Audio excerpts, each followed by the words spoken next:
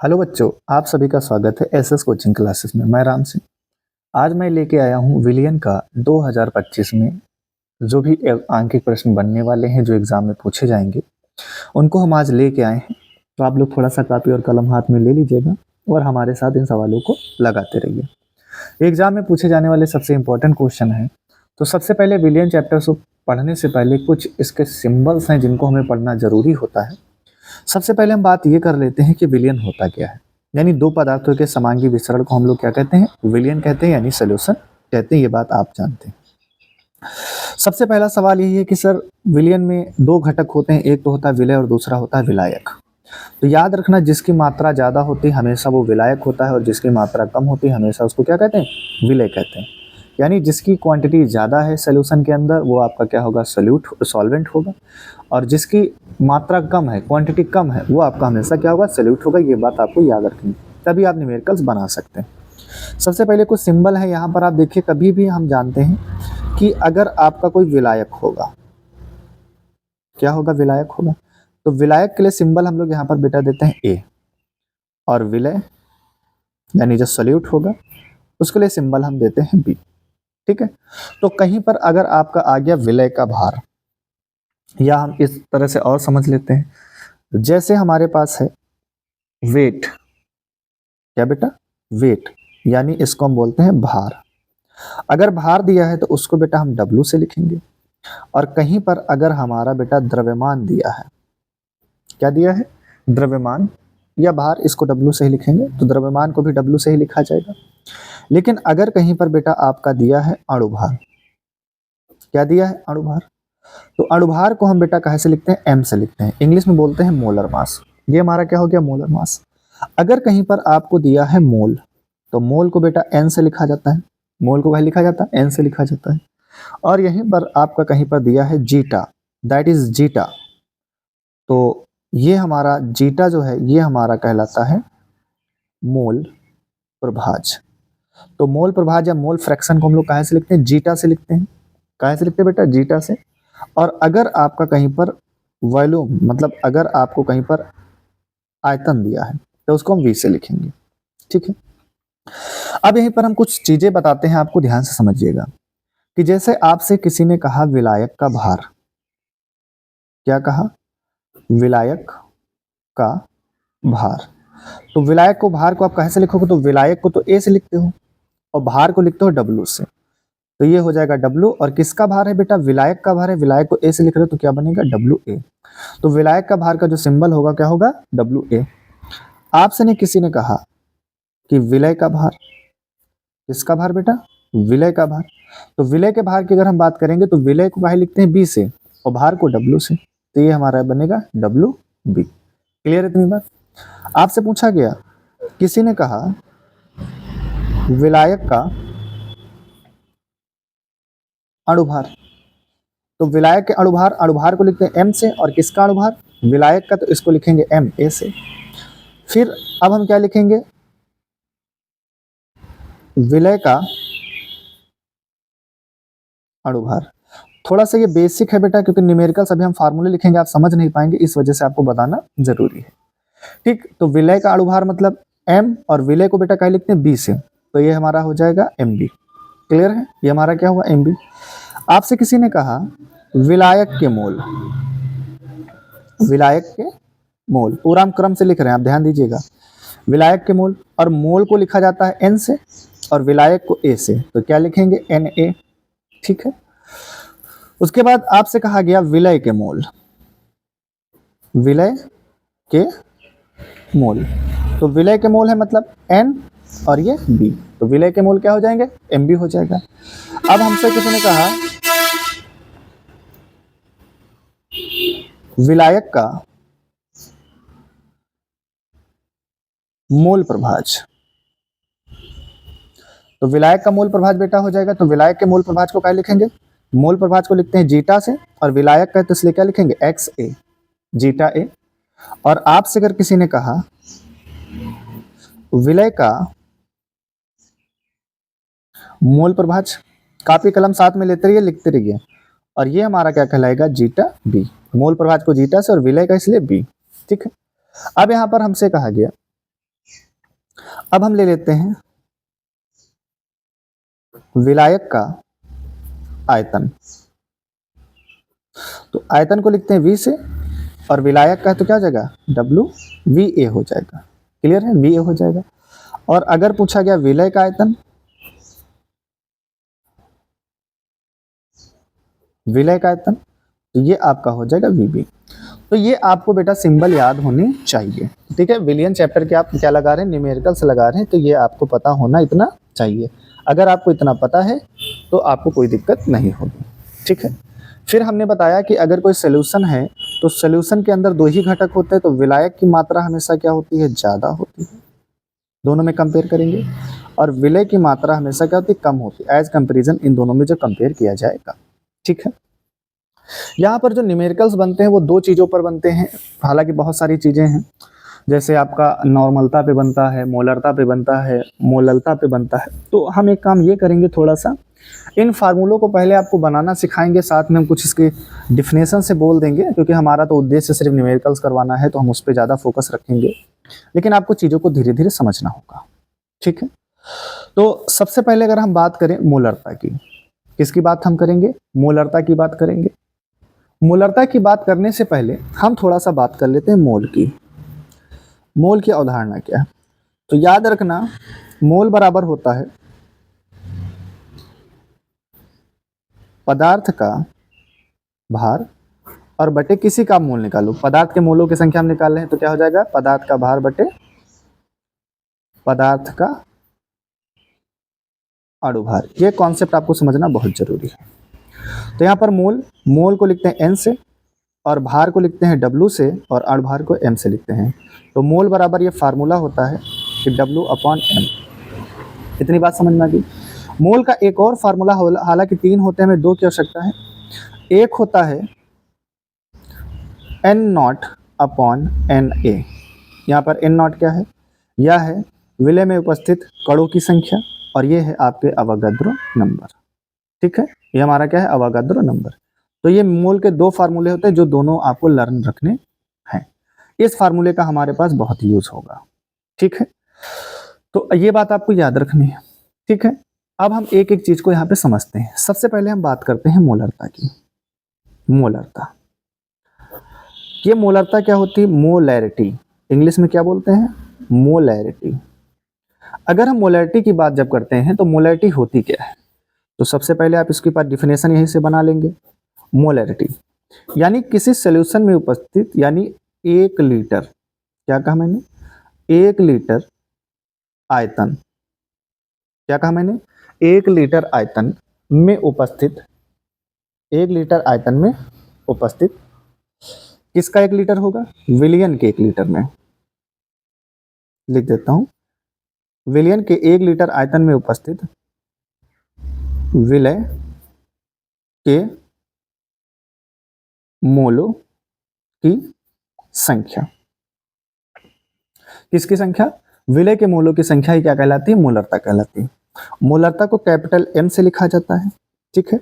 अब यहाँ पर बात देखिए, विलय के मोल हैं, मोल को लिखा जाएगा N से, और किसके मोल हैं बेटा, विलय के हैं, तो इसको लिखेंगे NB से, ठीक है। यहाँ पर 1 विलियन का आयतन लिखा गया है, ना ही विलय का बोला गया ना ही विलायक का, तो हम इसको लिखेंगे NV। क्लियर है। यहाँ पर ये हमारा क्या हो गया, NB हो गया, और हमारा ये क्या N हो गया। अब यहाँ पर आपको पता है कि मोल बराबर आपका होता है भार बटे अणुभार। तो किसके मोल हैं, विलय के मोल हैं, तो भार भी किसका होगा, विलय का ही होगा, और अणुभार भी किसका होगा, विलय का होगा। तो यानी NB की जगह पे हम क्या लिख सकते हैं बेटा, NB की जगह सर हम लिख सकते हैं WB/MB, और नीचे बेटा क्या हो जाएगा, V, ठीक। अब यहाँ से इसको सॉल्व करेंगे तो ये MB V के पास आ जाएगा, तो हो जाएगा W/MB × V। अभी ये कहानी कहाँ चल रही, लीटर में चल रही है, कहाँ चल रही है, लीटर में।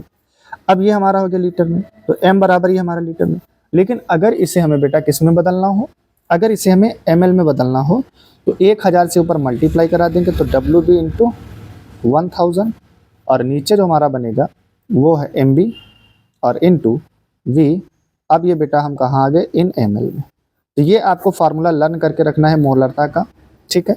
जहाँ पर WB क्या है, W मतलब है भार, B मतलब विलय, तो विलय का भार, एम बी, एम का मतलब अणुभार किसका, बी का, तो विलय का अणुभार, वी मतलब आयतन है किसका, विलयन का, 1000 से मल्टीप्लाई, एम क्या है, मोलरता है। क्या इतनी बात आपको समझ में आ गई। इसी का एक दूसरा भाई है जिसका नाम है, उसका नाम है मोलरता, मोललता, ये है मोललता। इंग्लिश में बोला जाता है मोलैलिटी। क्या बोला जाता है, मोलैलिटी। और मोलैलिटी को स्मॉल एम से लिखते हैं, याद रखना, मोलरता को कैपिटल एम से लिखते हैं। ठीक, ये बात याद रखना। ठीक है, तो मोलैलिटी दोनों के डिफरेंशियल में कोई अंतर नहीं, तो मोललता क्या होती है, याद रखना, मोललता, मोलैलिटी। तो मोललता होती है 1 किलोग्राम विलायक, 1 किलोग्राम विलायक में उपस्थित विलय के मोलों की संख्या। तो 1 किलोग्राम विलायक में उपस्थित विलय के मोलों की संख्या। ये बात समझ में आ गई। अब यहां पर देखो, विलय के मोल को लिखते हैं एनबी से, और यहां पर किलोग्राम है, तो किलोग्राम मतलब भार है, किसका भार है, विलायक का, तो यहां पर इसको लिखेंगे डब्ल्यू से, और ये विलायक का भार है, क्या हो जाएगा, डब्ल्यू ए हो जाएगा, इन किग्राम। क्लियर है। अब यहाँ पर एनबी की जगह पे हम क्या लिख सकते हैं, W B upon M B, यहाँ पर आपको हमने बता रखा है, और अपॉन में यहाँ पर क्या रहेगा, डब्ल्यू ए और इन के जी। इसको सॉल्व करेंगे तो एम बी आ जाएगा डब्ल्यू के पास, सॉरी हाँ डब्ल्यू ए के पास, तो ऊपर हो जाएगा डब्ल्यू बी, नीचे हो जाएगा M B into W a in किग्रा। ठीक है, अब यहाँ पर इसको हम मोलरता को स्मॉल एम से लिखते हैं, तो ये स्मॉल एम, अब इसको हमें किस में बदलना है, ग्राम में बदलना है, तो ऊपर 1000 से क्या करेंगे, मल्टीप्लाई करा देंगे, और नीचे आपका हो जाएगा M B into W A. तो यहाँ पर ये मोललता और मोलरता निकालने के लिए आपके पास दो फार्मूले हैं, और दोनों फार्मूले आपके सामने हैं, दोनों में डिफरेंस क्या है, सब कुछ सेम है, सिर्फ यहाँ पर वॉल्यूम यानी आयतन लिया जाता है, और यहाँ पर इन ग्राम लिख देता हूँ, इन ग्राम। और यहाँ पर जो भार लिया जाएगा, तीनों चीजें सेम है, W B 1000 M B. Difference क्या है, मोलरता में आयतन लेना है, और मोललता में भार लेना है। मोललता में विलायक का भार रहेगा, और मोलरता में विलयन का आयतन रहेगा। ठीक है, बात समझ में आ गई। यहाँ पर आपको कहानी इतनी समझ में आ गई। तो सबसे पहले हम मोलरता और मोललता पे बेस्ड न्यूमेरिकल लगा लेते हैं। हमने कुछ बेसिक बातें थी जिनको हमने आपको बता दिया। ठीक है, अब हम बढ़ते हैं आगे सवालों की तरफ। पहला क्वेश्चन है बेटा, देखिए 180 ग्राम जल में विलय, मतलब यहाँ पर जल लिखा है, ये काट दे, विलय जल के कितने मोल होते हैं। तो अभी हमने आपको कॉन्सेप्ट में बताया है, क्योंकि हम जानते हैं कि मोल बराबर, मोल को एन से लिखते हैं, तो मोल बराबर क्या होता है, भार, और बटे होता है अणुभार। क्लियर है, भार बटे अणुभार। भार कितना आपको दिया गया है, 180 ग्राम दिया गया है, और अणुभार, अणुभार निकालना आपको पता होना चाहिए। आपको पता है कि अणुभार जो होता है वो m जो होता है वो इक्वल टू सिग्मा ए होता है। यहाँ पर a जो है वो किसी भी एटम का क्या है, परमाणु भार है। तो जैसे सपोज करिए हमें वाटर का अणुभार निकालना है, m मतलब अणुभार वाटर, तो वाटर का जब मुझे अणुभार निकालना है तो मैं क्या करूंगा, यहाँ पे हाइड्रोजन का परमाणु भार लिखना होगा। सिग्मा का मतलब होता है जोड़ना, यानी जितने भी एटम है सबके परमाणु भार जोड़ दो। तो यहाँ पर हाइड्रोजन कितने हैं, 2, तो एक हाइड्रोजन का परमाणु भार 1 होता है, तो 2 का कितना होगा, 2। एटम जैसे बदलेगा प्लस का निशान लगाओगे, और ऑक्सीजन का परमाणु भार होता है 16, तो 1 2 नहीं 2 और प्लस ये 16, तो जुड़ जाएगा, कितना हो जाएगा, 18 यानी 18 हो जाएगा। ठीक है, तो यहाँ पर इसका अणुभार कितना आया, 18 आ गया। अब इसको हम डिवाइड देंगे, 18 एक नाम 18, 18 धाम 180, तो n बराबर कितने हैं, 10 मोल है। बात समझ में आ गई। तो आपका ये एग्जाम में हर बार पूछा जाने वाला क्वेश्चन है कि बताइए 180 ग्राम जल में विलय के कितने मोल होते हैं, जल के कितने मोल होते हैं। तो इस तरीके से आपको सिंपली लगा लेना है। आपको अणुभार निकालना आना चाहिए, अगर नहीं आता है तो मैं आपको सिखाने की कोशिश करता हूँ, क्योंकि अब इसके बिना तो कुछ होना नहीं है, और चीजें जब तक पता ना तो मजा नहीं आता पढ़ने में ना पढ़ाने में। मोलर मास,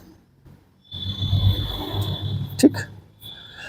अब जैसे इसको लिखना होगा, पहले बात को समझिएगा। अणुभार, अणुभार क्या होता है, सिग्मा ए होता है, ये अणुभार होता है। जहां पर जो ए है वो आपका बेटा क्या है, परमाणु भार है। ए कौन है? परमाणु भार।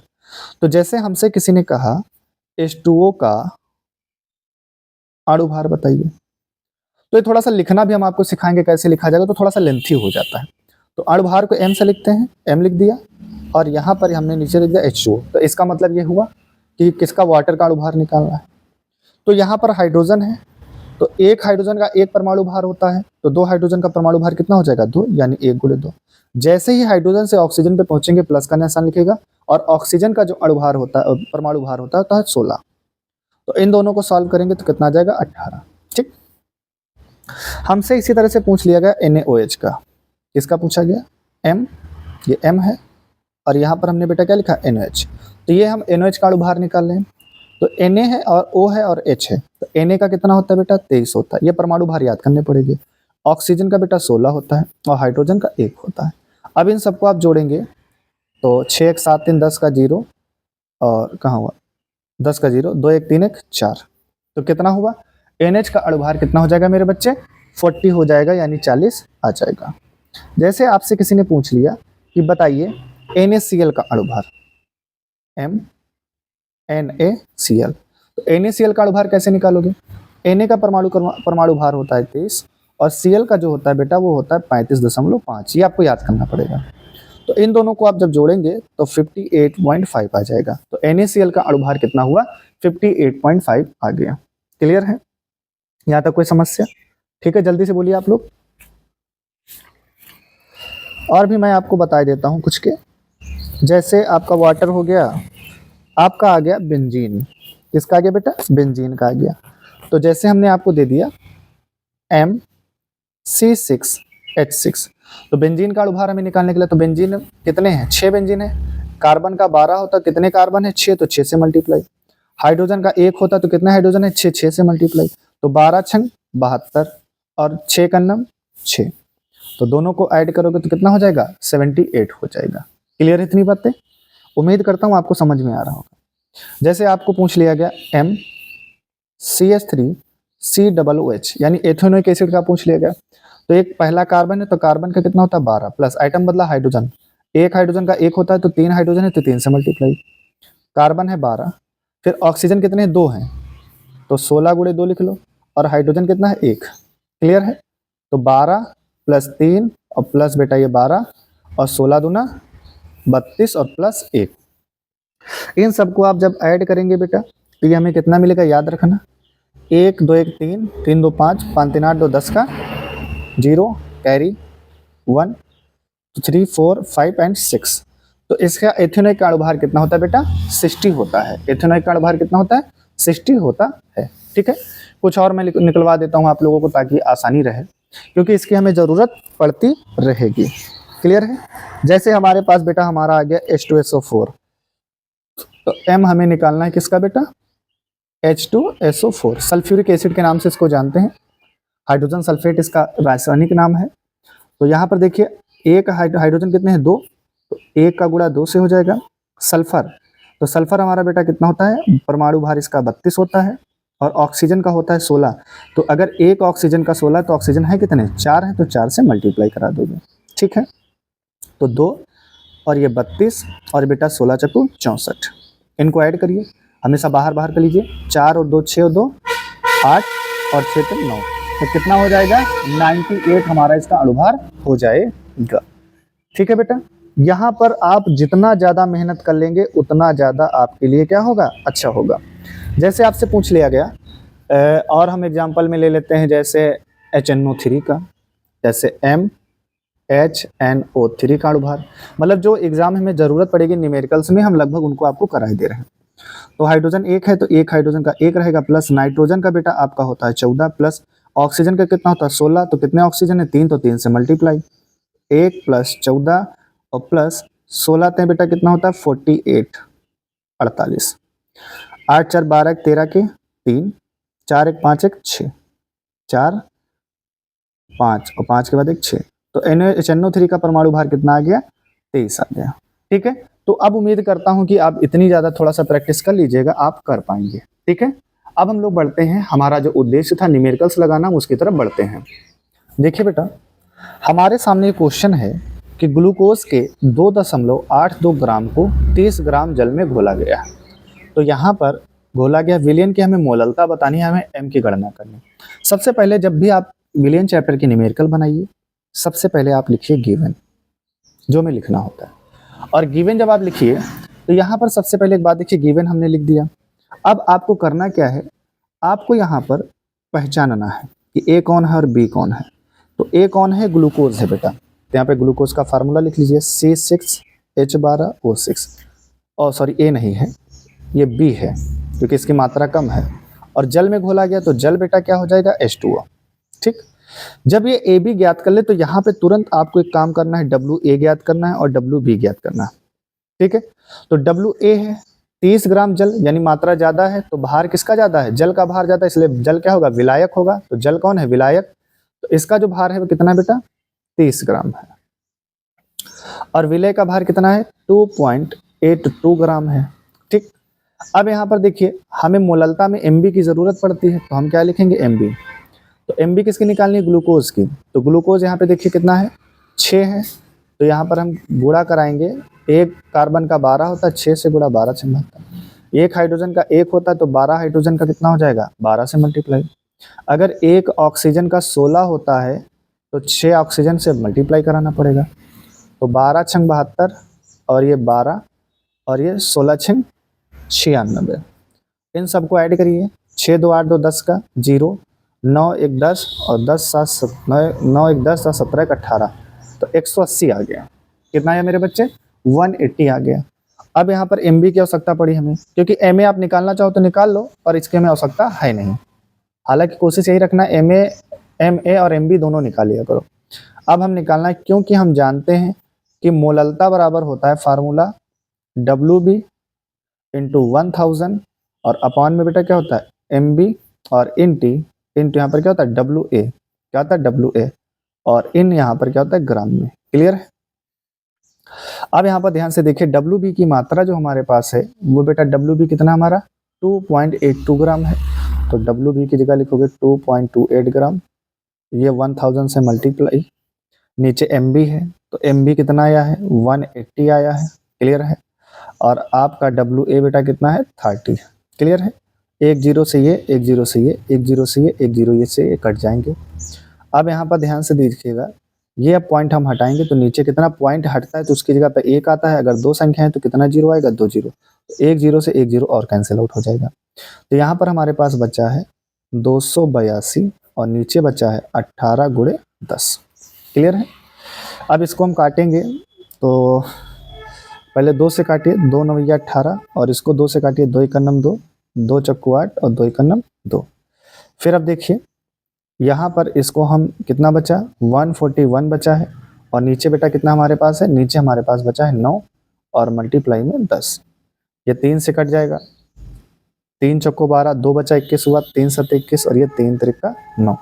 तो यहाँ पर हमारे पास बचा है 47। कितना बचा बेटा, 47 और बाई 3 का 10 से मल्टीप्लाई हो जाएगा, यानी 3 इंटू 10। तो ये हमारे पास बचा 47 को हमें क्या करना है, 30 से डिवाइड करना है। ठीक है, इतनी बात समझ में आ गई। तो अब हम यहाँ पर क्या करते हैं, 30 से 47 को डिवाइड करते हैं। जब हम बेटा 30 से 47 को क्या करेंगे, डिवाइड करेंगे, 30 से 47 को हमें क्या करना है, डिवाइड करना है। तो ये हमारे पास आ जाएगा, मोल फ्रैक्शन बेटा ज़्यादा आ रहा है, मोलरता हमारी ज़्यादा आ रही है, कहीं पे मिस्टेक हुई क्या। ये 10 3 18, अच्छा 10 3, अच्छा यहाँ पे 3 नहीं लिखा, ये 3 हो जाएगा 3। तो बेटा कितना हो जाएगा 90, कितना हो जाएगा 90। तो हमें क्या करना है, 90 से 47 को डिवाइड देना है। तो यहाँ पे पॉइंट लगाओगे क्योंकि छोटा है तो 0 बढ़ जाएगा अपने आप।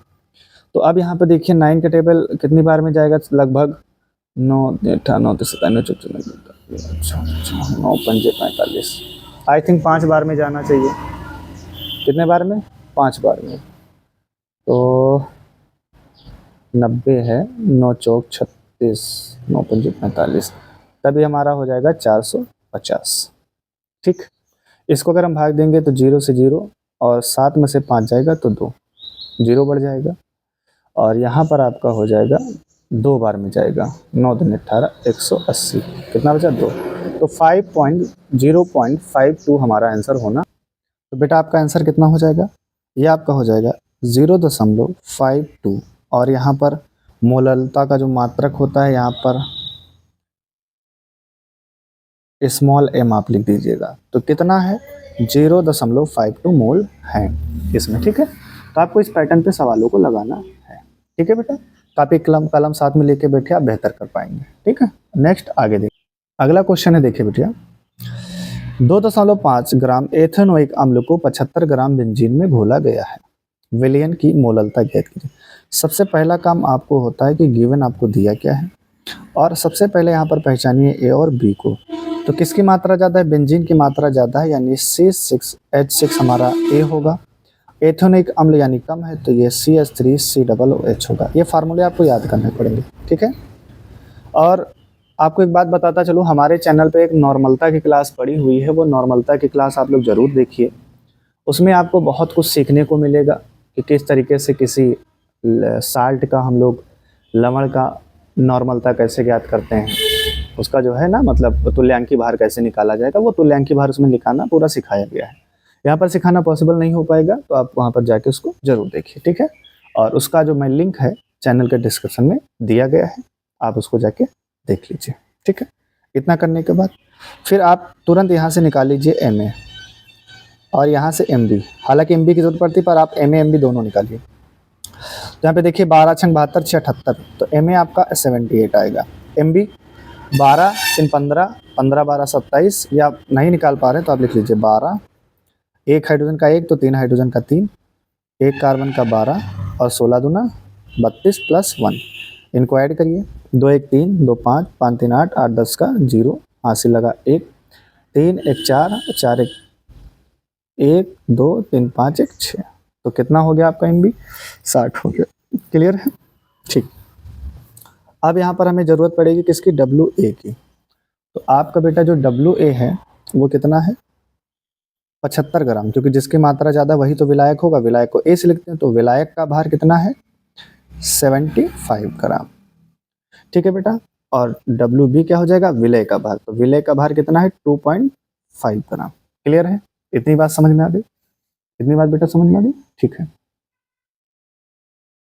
अब यहाँ पे देखिए, चूंकि हम जानते हैं कि M बराबर होता है WB इंटू 1000 अपॉन में बेटा नीचे क्या होता है MB, और यहाँ पर आपका दिया होता है WA इन ग्राम, ये फार्मूला होता है। क्लियर है, तो WB कितना दिया यहाँ पे आप देखिए, WB है 2.5 ग्राम, दिख रहा है सबको, कितना है 2.5 ग्राम। तो WB 2.5 ग्राम ऊपर 1000, और नीचे बेटा देखिए MB कितना दिया गया है, तो MB आपको 60 है, तो नीचे लिखोगे 60। और आपका बेटा देखिए WA कितना दिया गया है, तो WA है 75, तो नीचे आप लिखोगे 75, ठीक है। यहाँ से पॉइंट हटेगा और कितना नीचे आएगा 10। तो यहाँ पे देखिए कुछ काटने वाला है, एक जीरो से एक जीरो ये, अगले जीरो से अगला जीरो ये, ठीक है। और यहाँ पर हमारे पास बचा 25 गुणे 10 और नीचे बचा है 6 गुणे 75, ये हमारे पास बचा। अब इसको आप 5 से देखिए कट जाएगा, ये 5 5 जा 25, और ये आपका कटेगा 5 1 जा 5 2 बचा 25 15 बचा, ठीक। फिर ये 5 से कट जाएगा, 5 1 जा 5, ठीक है बेटा, और 5 3 जा 15। तो ऊपर जो हमारे पास ओवरऑल वैल्यू बची है वो कितना बचा है, सिर्फ आप देख पा रहे हैं सिर्फ 10 बचा है, बाकी सब कट गया। कैलकुलेशन आप अपने हिसाब से करिए, देखिए हम आपको बता रहे हैं कैलकुलेशन आप हमेशा अपने हिसाब से करिए, क्योंकि टीचर अपने हिसाब से करता है, आप अपने हिसाब से करिए जैसे आपको आसान पड़ जाए। नीचे बचा है 6 गुणे 3, तो नीचे ओवरऑल हमारे पास वैल्यू मिली 10/18। अब हमें करना है क्या है, इस 18 से 10 को डिवाइड करना है। तो पॉइंट लगाओगे, जीरो बढ़ाओगे, 5 बार में जाएगा 90, यहाँ से 10 बचा, फिर जीरो बढ़ेगा तो फिर 5 बार में जाएगा, फिर कितना हो जाएगा 90। तो यहाँ पर जो इसका आंसर आएगा वो बेटा कितना आएगा, ये आंसर आएगा 0.55, और इसका जो मात्रक होता है वो बेटा क्या होता है, स्मॉल m होता है। अगर आप स्मॉल m ना लिखना चाहो तो इसका दूसरा मात्रक भी होता है मोल प्रति किग्रा, ये भी इसका आंसर। ठीक, तो इस तरीके से हमने मोललता के सवाल निकालना देखा। और हमेशा याद रखना कि आपकी जो मेहनत है वही असली मेहनत है। तो कापी और कलम लेके एकदम बैठ जाइए इत्मीनान से और एकदम सवाल लगाना शुरू करिए। ठीक है, बिल्कुल भी लापरवाही नहीं चलेगी। बहुत मेहनत करके वीडियोस बनाए जाते हैं और डाले जाते हैं, और कुछ ऐसे मेथड भी सोचे जाते हैं कि जिससे बच्चे को एकदम आसानी से समझ में आ जाए। तो बिल्कुल मेहनत कर दिए आप लोग। ठीक है, बिल्कुल। नेक्स्ट क्वेश्चन बेटा देखिए, 450 ml विलियन में 5 ग्राम NH घुला है। विलियन की मोलरता ज्ञात करनी, मोललता नहीं, मोलरता इस कैपिटल M ज्ञात करना है। तो सबसे पहले आप वहीं पे लिखिए गिवन और पहचानिए A और क्या है और B कौन है। तो यहाँ पर एक बात आप हमेशा समझिएगा कि यहाँ पर अगर हम बात करें तो A आपका है, क्योंकि जल NH किस में घुला, विलियन बनाया गया, 450 ml विलियन बना। बात को थोड़ा सा समझिएगा। और इसको विलियन जब बनाया गया किसी ना किसी चीज़ में घोला होगा, तो जल हमारा क्या है, यूनिवर्सल सॉल्वेंट है, तो जल में घोला गया है। तो हम यहाँ पर A जल को मान लेते हैं और B बेटा हम मान लेते हैं, B हमारा क्या है, NaOH है। तो मोलरता और मोललता में MB की ज़रूरत पड़ती है, तो हम MB निकाल लें। तो सोडियम 23 होता है, ऑक्सीजन 16 होता है, हाइड्रोजन 1 होता है, तो इसको जोड़ेंगे तो ये आपका आ जाएगा 40। तो NaOH हमारा कितना आ गया, 40 आ गया। ठीक है, MB आ गया। अब यहाँ पे देखिए WB, तो WB कितना है, 5 ग्राम है। कितना है बेटा, 5 ग्राम है। और यहाँ पर है V, तो कितना विलियन बनाया है, 450 ml बनाया, तो विलियन हम कितना ले लेंगे, 450। फाइंड आउट हमें क्या करना है, कैपिटल M फाइंड आउट करना है। क्या निकालना है हमें, कैपिटल M निकालना है। क्लियर है, इतनी बातें समझ में आई आपको, दिख रहा है। MB निकाल लिया, WB निकाल लिया, सब निकल गया। अब यहाँ पर ध्यान से देखिए, क्योंकि हम जानते हैं कि कैपिटल M बराबर होता है WB 1000 और नीचे आपका होता है MB, और V इन यहाँ पर क्या होता है, ml में होता है। तो यहाँ पे देखिए WB आपका कितना दिया है, तब WB 5 ग्राम है, तो ऊपर 5 लिखिए, और ये क्या है, 1000 है। नीचे MB आपको दिया गया है 40, ठीक है, और V आपको दिया गया है 450। क्लियर है।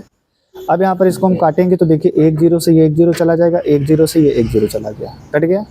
अब यहाँ पर ऊपर आपके पास बचा है 5 और ऊपर आपके पास बचा 10 और नीचे बचा है 4 इंटू, और ये आपका कितना है, 45। तो 5 बन जा 5, 5 9 जा 45, 1 भैया 45। ठीक, अब यहाँ पर ध्यान से देखिए, इसको भी हम काट सकते हैं, 2 पंची 10 और 2 दूनी 4। तो ऊपर आपके पास बचा है सिर्फ 5 और नीचे 2 और 9, तो 9 दूनी 18। तो यहाँ पर हम क्या करेंगे, 18 से 5 को डिवाइड करेंगे, 18 से 5 को डिवाइड करेंगे, तो पॉइंट लगाएंगे, 0 बढ़ाएंगे तो कितना हो जाएगा, 36। तो 14 बचा, 0 बढ़ गया, 18 सते 126, 18 सते 126। तो यहाँ पर कितना बचेगा, तो आपका आंसर जो आएगा वो आएगा 0.27। यहाँ पर आप लिख सकते हैं मोल पर लीटर, या फिर आप यहाँ पर कैपिटल M इसके यूनिट में लिख सकते हैं। यूनिट लिखना सबसे ज़्यादा ज़रूरी होता है। अगर आप यूनिट नहीं लिखेंगे तो एग्ज़ाम में आपके मार्क्स कट जाएंगे। ठीक है, तो इस तरीके से आपको सवालों को बनाना है। क्लियर है इतनी बात। ठीक है, जितना मेहनत करके आप बनाएंगे सवाल, उतना ही आप बढ़िया से सीखेंगे। ठीक है, अभी तो ये नॉर्मल सवाल चल रहे हैं, अभी थोड़ा सा आगे कॉम्प्लिकेटेड सवाल आएंगे। तो यहाँ पर एक तरीके से आपके माइंड का मेकअप किया जा रहा है कि आप उस चीज़ों को समझिए, आप सवाल लगाने का पैटर्न समझिए, तभी आप छोटे, हमेशा कोशिश ये रखा करो कि बेसिक जान लो। जब आप बेसिक जान जाएंगे तो आपके बड़े से बड़ा सवाल एकदम आसानी से सॉल्व हो जाएगा।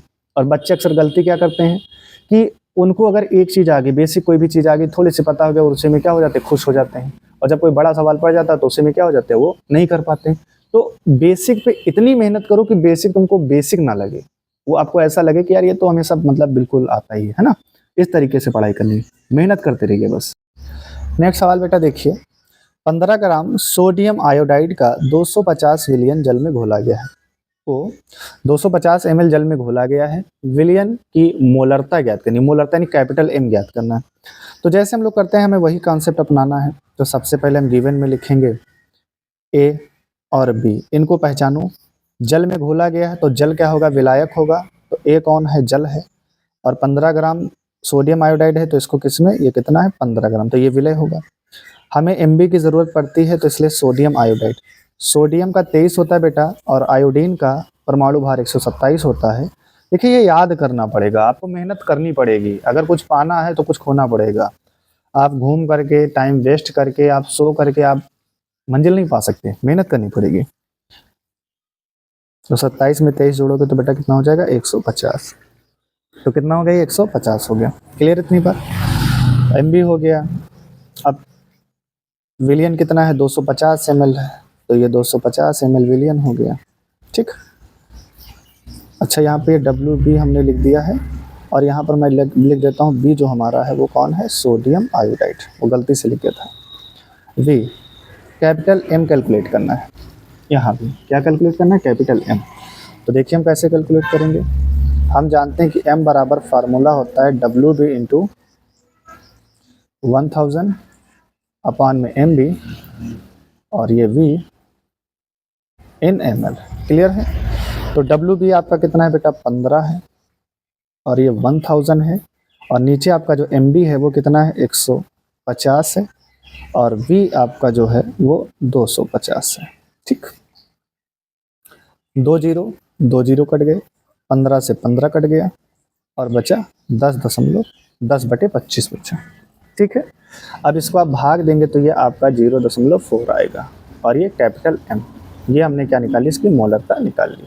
ठीक है। क्यों 0.4, पॉइंट लगाओगे ऊपर एक जीरो बढ़ जाएगा, 100 25 चौको 100 ये हो जाएगा। ठीक है। तो इतना ही आपका आ जाएगा। ठीक है। इस तरीके से आपको सवाल बनाने हैं, तो वीडियो बहुत ज़्यादा लंबा हो जाएगा। ठीक है। तो आज की क्लास में हमने नॉर्मलता और मोलरता को हमने देखा, और कुछ बेसिक बातें भी बात की हमने।